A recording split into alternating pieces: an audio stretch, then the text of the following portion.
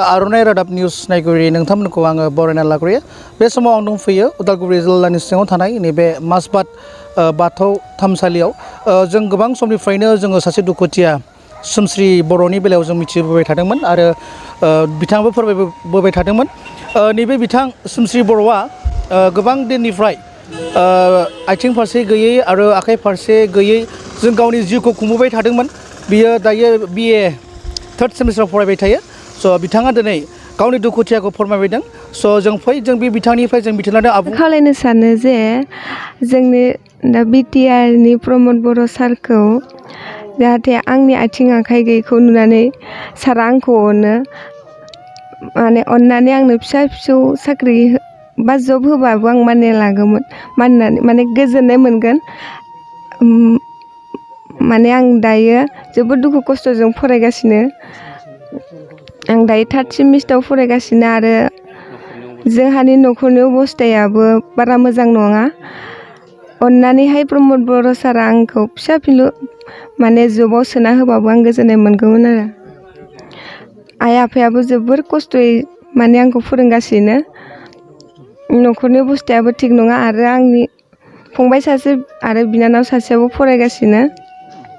बिसोरनो माने आंनो हरगौ मानि इसोरनोबो माने हरनो हास'आ, बेखायनो न'आव एसे खस्थ' जादों आरो। आर'नाइ रादाबनि सार नोंथांमोनखौ साबायखर बावहरनाय थाबाय। साननैसो सिगां बावैसो आंखौ बिसोरो खबर लाफैदोंमोन माजबाद कलेजाव फैनानै।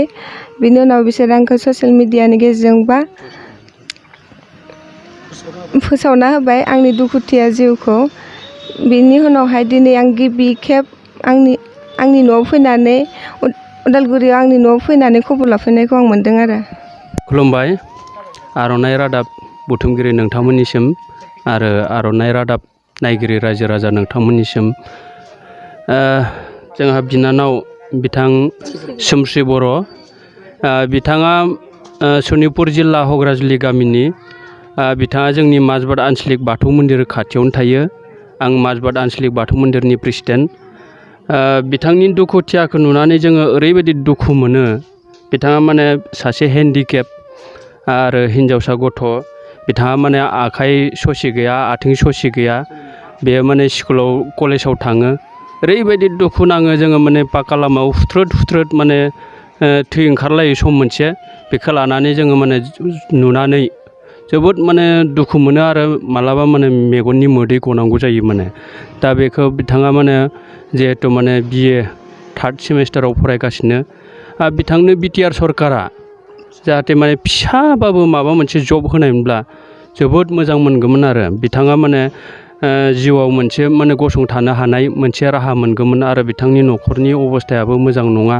जों मिन्थिनायाव माने एसे फरेस्ट भिलेज बन फाननानैसो जायो। दा गथ'फोर आरो सानै फरायबावनाय दोङो बिनि अनगायैबो। दा बेखौ लानानै माने जोङो BTR सरकारनिसिम खावलायदों। जोंबो माने BTRनि माने थागिबि हिसाबै माने चिफ सारनिसिम खावलायदों जाहाथे माने प्रमद बर' सारा बिथांनो माने फिसाबाबो माबा मोनसे माने सुकिदार पियनफोरबाबो माने बिथांखौ माने थिसननानै जाहाथे माने बिथांनि लाइफखौ दाना होयो। बेखौ माने आं आसा खालामदों आरो खावलायहरदों। आर'नाइ रादाब बुथुमगिरि गासै न'खरनिसिम आंनि गिबियैनो खुलुमनाय बावहरबाय। आंनि मुङा हरसिं बसुमतारी। आं माजबाद दख'रा दुलाराय बाथौ गौथुमनि लेङाइ फोसावगिरि। गतिके नैबे सोमश्री बर' बेखौ हयथ' जोङो गोबां समनिफ्रायनो जों फोसावगासिनो दङ। बे सोमश्री बर'आ जोंनि बे BTRआव गलायाब्लाबो बिथाङा सनितपुरनि।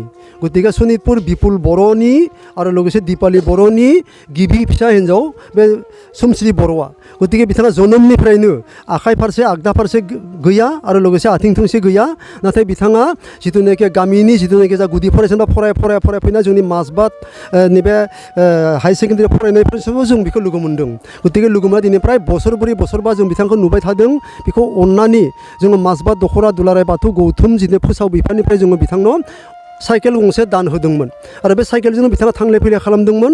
आरो लोगोसे दाखालि बावैसो जिथुनाखि बिथाङा जेब्लानाखि डिग्रियाव फरायो अब्ला बे माजबाद जौमा फरायसालिनिनो जाहा डक्टर प्रदीप कुमार शर्मा बिथां सारा माबा सारा माने बिथांनि जितु दुखुखौ नुनानै जिथुनाखि जोंनिनो ओनसोलनि सासे मावथि जितु किसान होननाय सासे मावथिखौ बिथाङा लिंहरनानै गुवाहाटीमा जगाजग खालामनानै बिथांखौ जोङो माजबाद बियाब दुलाराय बाथौ गौथुमनि बिबानगिरिफोरा बेखौ जों गारियाव दैखांनानै जोङो गुवाहाटीसिम लांनाय जादोंमोन गुवाहाटी जयपट होननाय जायगायाव बिथांनि आथिं थंसेखौ जों लगायना होना लाबोनाय जादोंमोन दा बिथाङा दिनै माने आथिंजों माने जों थाबायनायखौ नुदों थाबायनोबो हायो दा बिथाङा माने एसे हाब्रु दैब्रु गानायनिफ्राय एसे रैखा मोनदों दा होमब्लाबो बिथांनि जिथुनाखि जा दुखुआ थोजासे माने आबुं जायाखै जों नुबाय थादों बिथाङा बहुद खस्थ'नि गेजेरजों फरायगासिनो दङ न'खरनि अबस्थाया एकदम मोजां नङा बिफाया हालि खदाल मावो होमब्लाबो थोजासे नङा बिथांनि फंबाय सासे आरो लोगोसे फिसाजो सासे फरायगासिनो दङ